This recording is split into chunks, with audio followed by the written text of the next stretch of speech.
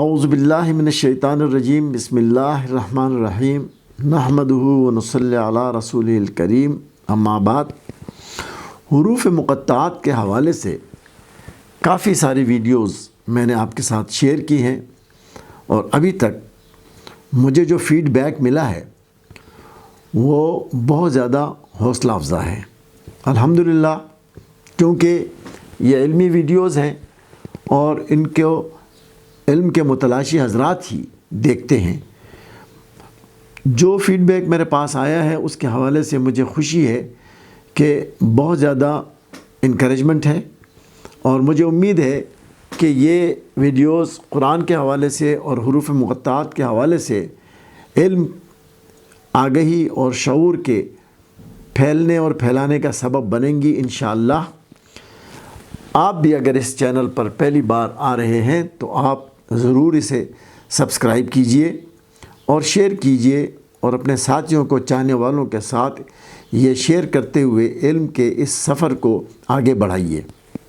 آج میں حروف مقطعات کے حوالے سے اور خاص طور سے حامیم یعنی 2 حروف کے حوالے سے اسم اعظم، اللہ سبحانہ و تعالیٰ کے اسم اعظم کے بارے میں بات کرنے کی جسارت کر رہا ہوں۔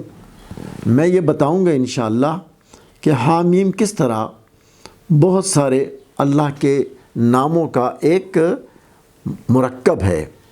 یہ وہ اوریجن ہے کہ جو اللہ سبحانہ و تعالیٰ کے بہت سارے ناموں کا ایک خلاصہ ہے، ایک کی ورڈ ہے، ایک کنجی ہے۔ تو ہم یہ کہہ سکتے ہیں کہ اسم اعظم کی طرف یہاں 2 حروف حامیم اشارہ کرنے میں بہت ہی بہتر مناسب کینڈیڈیٹس ہیں اور ان کے تھرو 2 حروف کے تھرو ہم اللہ سبحانہ وتعالیٰ کے بہت سے ناموں کی طرف جا سکتے ہیں۔ لیکن یاد رہے کہ اسم اعظم کو انووک کرنے کا جو بہترین طریقہ ہے وہ یہ ہے کہ ہم اپنے اندر وہ صفات پیدا کرنے کی کوشش کریں جو ہم اللہ سبحانہ وتعالیٰ سے چاہتے ہیں۔ مثال کے طور پر اگر ہم رحمان اور رحیم سے معاملہ کرنا چاہتے ہیں تو ہمیں اپنے اندر رحمت اور رحمانیت کا وہ جذبہ پیدا کرنا ہوگا کہ ہم اللہ سبحانہ وتعالیٰ کی وہ صفات جو اللہ سبحانہ وتعالیٰ کے اندر موجود ہیں اپنی استطاعت کے مطابق ہم وہ صفات سمجھیں، ان کا شعور اپنے اندر پیدا کریں، ادراک کو بڑھائیں، ان کی قدر کریں اور اپنے اندر ان خصوصیات کی کاپی بنانے کی کوشش کریں۔ اپنے انسانی درجے کی حد تک، اپنی انسانی درجے کی استطاعت تک ہم وہ کوشش کریں۔ تو آئیے جناب، میں آپ کے سامنے حامیم کی 7 صورتوں میں سے نکال رہا ہوں اللہ سبحانہ وتعالیٰ کی وہ صفات جو اللہ سبحانہ وتعالیٰ نے ان صورتوں میں خصوصی طور پر ذکر کیا ہے۔ ان میں وہ بنیادی صورتوں میں، ان 7 صورتوں میں وہ بنیادی صفات ہیں حکیم، رحیم، رحمان، حمید، حی القیوم۔ اور جب ہم ساری صفات پر غور کرتے ہیں تو ہم دیکھتے ہیں کہ حامیم ان تمام اسماء کی، ان تمام صفات کی کنجی ہیں۔ اب دیکھیے کہ یہ جو حامیم ہے اللہ کی حمد ہے، ملائکہ بھی یہی حمد کرتے ہیں، کائنات کی ہر شے یہ حمد کرتی ہے۔ اس لیے اللہ سبحانہ وتعالیٰ انسان سے چاہتے ہیں کہ انسان بھی اس کی حمد کرے۔ اور انسان حمد کیسے کرے گا؟ کہ اندر اپنے وہ صفات پیدا کرے جو اللہ سبحانہ وتعالیٰ نے اسے بتائی ہے۔ اللہ سبحانہ وتعالیٰ کو ہماری تعریفوں کی ضرورت نہیں ہے، لیکن اصل میں جب ہم تعریف کریں تو تعریف اس طرح جائے کہ ہم اللہ کی وہ صفت جس سے ہم اللہ سبحانہ وتعالیٰ کو دعا کر رہے ہیں یا اس سے مانگ رہے ہیں، وہی چیز ہم اپنے اندر پیدا کرنے کی حد الوسع اور حد الوسع کوشش کریں۔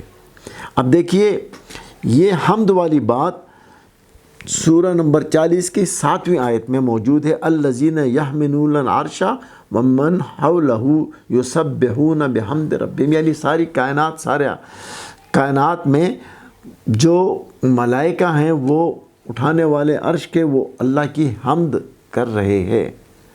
پھر فرمایا وَسَبِّحْ بِحَمْدِ رَبِّكَ بِالْعَشِيِّ وَالْإِبْكَارِ، اور اللہ کی حمد بیان کرو صبح بھی اور شام بھی۔ اور پھر فرمایا فَادْعُوهُ مُخْلِصِينَ لَهُ الدِّينَ الْحَمْدُلِلَّهِ رَبِّ الْعَالَمِينَ، تو اس کو ویسے ہی پکارو، اسی حمد کے ذریعے اس کو پکارو، اللہ سبحانہ و تعالیٰ کی صفات اپنے اندر پیدا کرتے ہوئے۔ تو یہ حمد کا سلسلہ چلے ہماری جانب سے، یہ حمد کا سلسلہ چلے ملائکہ کی جانب سے، یہ حمد کا سلسلہ چلے تمام رسل کی جانب سے۔ تو جب ہماری حمد اور ملائکہ کی وہ حمد آپس میں اکٹھے ہوتے ہیں تو قبولیت آپس میں خود بخود ملتی ہے۔ یہ ہے وہ بنیادی بات کہ جسے ہمیں سمجھنا ہے۔ یعنی یہ نہیں ہو سکتا کہ ہم تو خود ظلم کر رہے ہوں اور اللہ سے رحم کی اپیلیں کریں۔ یہ بنیادی بات ہے کہ ہم نے اللہ سبحانہ و تعالیٰ سے رحم کی اپیل کرتے ہوئے اپنے اندر بھی رحم کی صفات کو پیدا کرنا، سمجھنا اور ان کی قدر کرنا ضروری ہے، تب تو ہم اسم اعظم کی طرف بڑھیں گے۔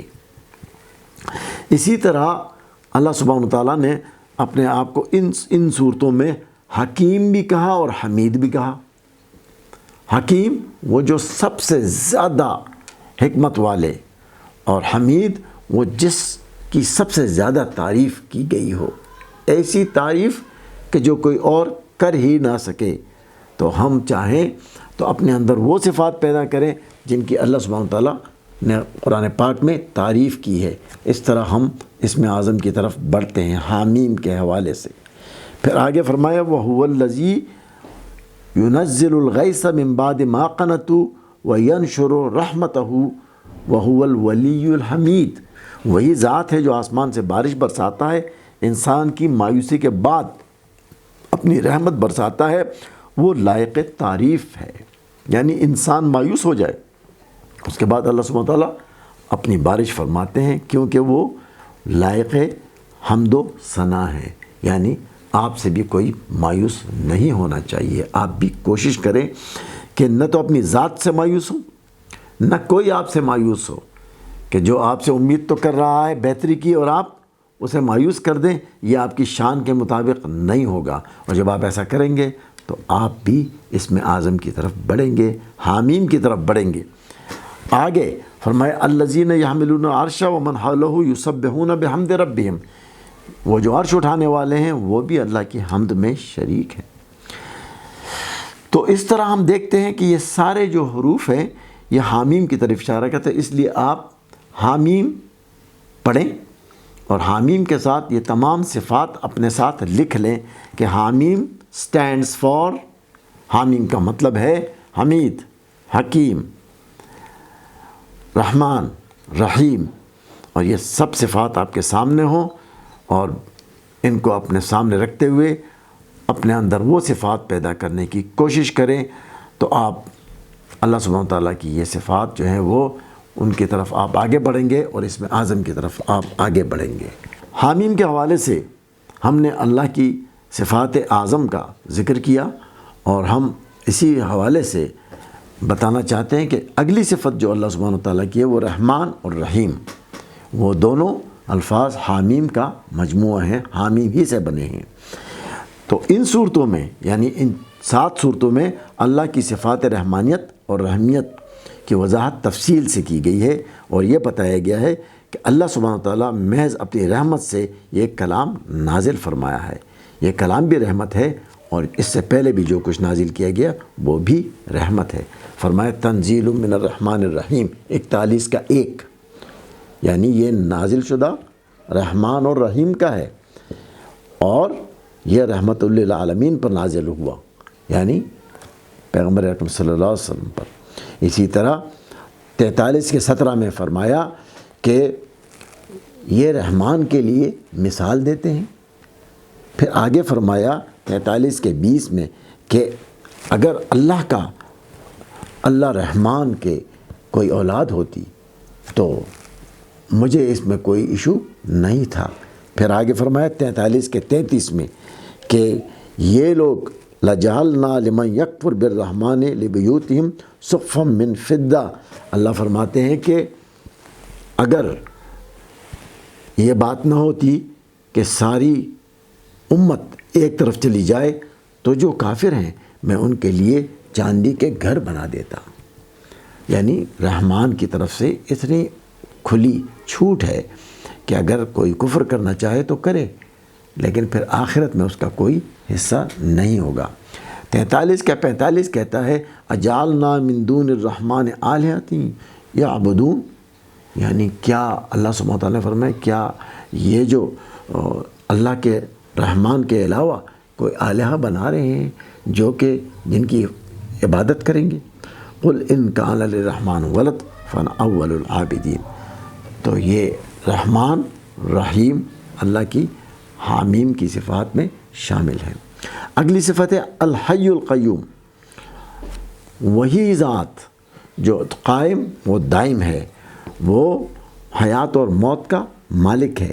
اب اس کو دیکھیے، حامیم کے حوالے سے آپ کو اللہ کی صفات اعظمہ اس میں ملیں گی، تو معلوم یہ ہوا کہ حامیم آپ کہتے ہیں، اس میں حی القیوم بھی آ جاتا ہے، اس میں رحمان رحیم بھی آ جاتا ہے، اس میں حکیم حمید بھی آ جاتا ہے، اس میں حکم حکم اور حکمہ سارے کے سارے آ جاتے ہیں۔ یہی چیز بتا رہی ہے کہ هو الحی لا الہ الا ہو، ایک حامیم آپ کو اللہ کی صفات کی سیر کرا رہا ہے۔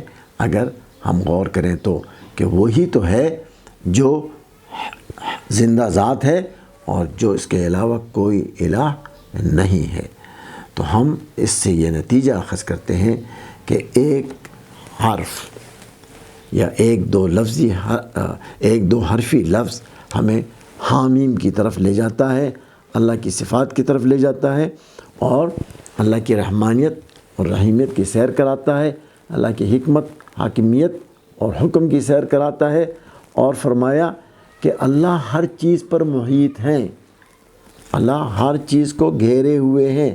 اسی طرح حامیم ان تمام الفاظ کو، ان تمام ناموں کو، اللہ کی صفات کو گھیرے ہوئے ہے۔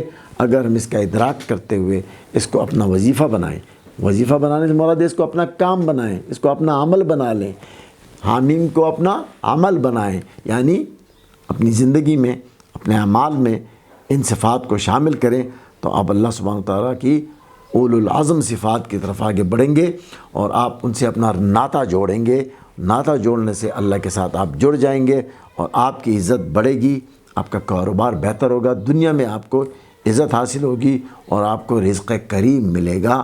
اللہ تعالیٰ مجھے اور آپ کو اور سب کو یہ توفیق عطا فرمائے کہ ہم وہ اعمال کریں جو اللہ کی صفات حمیدہ سے جنہیں ہمیں کے ساتھ شامل حال ہوں، اور وہ ہمیں وہ عزت ملے دنیا اور آخرت دونوں میں، ہمیں وہ عزت ملے جس کے ہم مستحق بنتے ہیں اللہ سبحانہ وتعالیٰ کے ہدایت پر عمل کرنے کے بعد اور اللہ سبحانہ وتعالیٰ کی رحمت ملنے کے بعد۔ حامیم کے حوالے سے ہم حامیم کی صورتوں میں جب جاتے ہیں تو ہم دیکھتے ہیں کہ اللہ سبحانہ وتعالیٰ نے اپنے آپ کو حکم بھی بتایا، حکم بھی بتایا اور حکمت بھی بتایا۔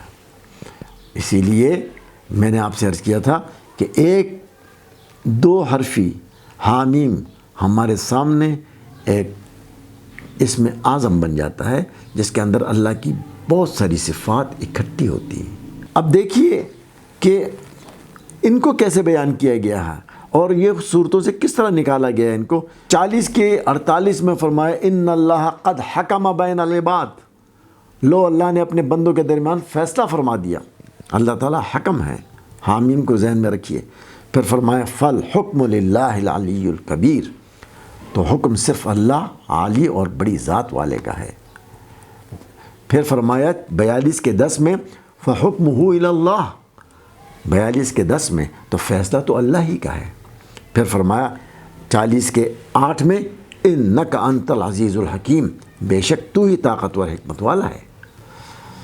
پھر فرمایا 41 کے 42 میں تنزیل من حکیم حمید، یہ نازل شدہ ہے حکمت والی صفات کا۔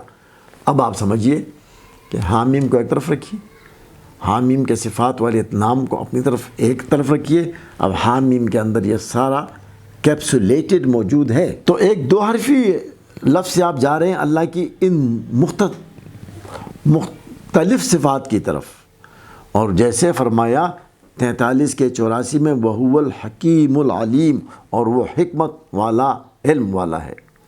تو اس طرح ہم دیکھتے ہیں کہ یہ کتنی خوبصورتی سے اللہ کی یہ تمام صفات حامیم کے اندر موجود ہیں۔ اسی طرح 45 کی 2 میں فرمایا تنزیل الکتاب من اللہ العزیز الحکیم، اللہ عزیز الحکیم کی طرف سے یہ کتاب نازل شدہ ہے۔ آگے فرمایا وَلَهُ الْكِبْرِيَاءُ فِي السَّمَاوَاتِ وَالْأَرْضِ وَهُوَ الْعَزِيزُ الْحَكِيمُ، یہ 45 کا 37 میں ہے، جس میں فرمایا کہ ساری بڑائی اللہ کے لیے ہے اور وہ عزت والا حکمت والا ہے۔ تو اس طرح کرتے کرتے اگر آپ پورے حامیم میں پہنچ جائیں گے تو 2 حرف حامیم آپ کو اللہ کے ان تمام صفاتی ناموں کا احاطہ کرتے نظر آئیں گے، اور آپ سمجھ جائیں گے کہ یہ اسم اعظم کی ایک کنجی ہے جسے ہم اگر سمجھیں، اس کی قدر کریں، اس کو دہرائیں۔ دہرانے سے مراد اس کے تسبیح کے دانوں پر اس کو پھیرنا نہیں ہے، بلکہ ان کو سمجھ کر اپنی زندگی میں، اپنے عمل میں لانا ہے، اپنے کاروبار میں لانا ہے اس عمل کو، اس تمام خوبصورتی کو، کہ آپ کی تعریف دنیا والے بھی کریں، شکایت آپ کی اللہ سے کوئی نہ کرے، اور اللہ کی وہ صفات اعظم آپ اپنے اندر، اپنے کاروبار کے اندر، اپنے معاملات کے اندر، اپنی سیاست میں اور اپنی معیشت میں اور اپنی معاشرت میں لائیں، تو اللہ کا اسم اعظم آپ کے ساتھ ہوگا، آپ کا مددگار ہوگا، اور آپ دین اور دنیا میں کامیابی انشاءاللہ آپ کے قدم چومے گی۔ الحمدللہ رب العالمین۔